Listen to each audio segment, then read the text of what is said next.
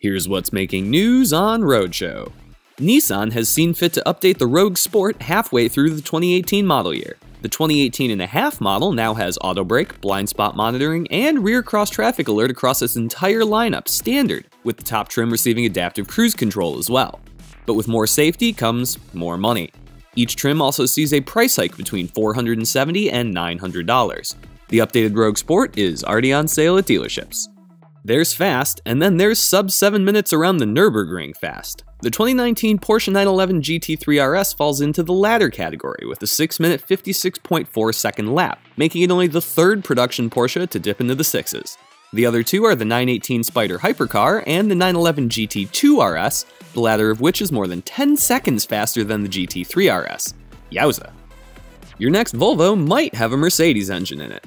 Reuters reports that Daimler might be interested in sidling up close to Volvo. Mercedes-Benz's parent company could do anything from purchasing a small stake in the Swedish automaker to becoming its engine supplier.